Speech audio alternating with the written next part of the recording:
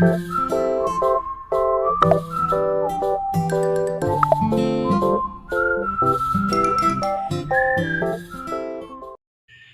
day, everyone. I am Mariah Meriam Elauria, a BSED English student. Russian people have experiencing discrimination around the world.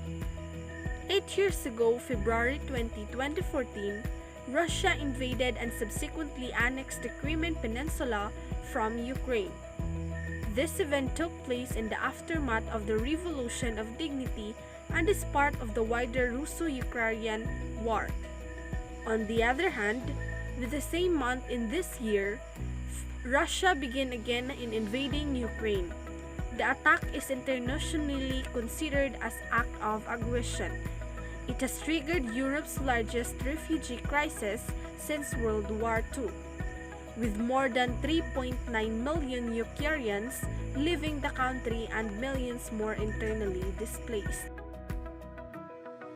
The war between Russia and Ukraine is still continuing on today, and as a result, many from Ukraine have relocated to other countries in order to be safe from the conflict, as over 600 soldiers have died and civilians have not yet to be included. Russians, on the other hand, on the same thing when they travel to different nations. However, as a result of the war in Ukraine, Russians across Europe risk intolerance and enmity. In Portugal, Russians have also complained of unfavorable reactions following the war. A social media user shared a photo of a sign in front of a restaurant in Portugal that reads, "We don't serve Russians," and other countries don't treat Russian people in good manner as well. Racism is now being experienced by Russians all over the world, and is not based on how they look, how they dress, what type of skin color they have, or their culture, but rather on the war they waged against Ukraine.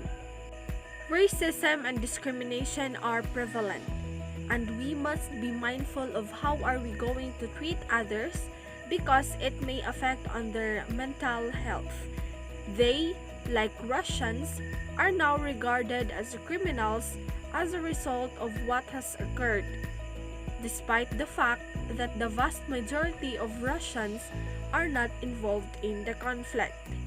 They have only been embroiled as a result of their residence in the country.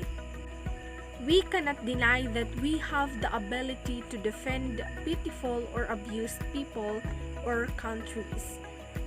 But we must also consider those who are harmed by our wrongdoings. It is great to defend others, but it is no longer acceptable.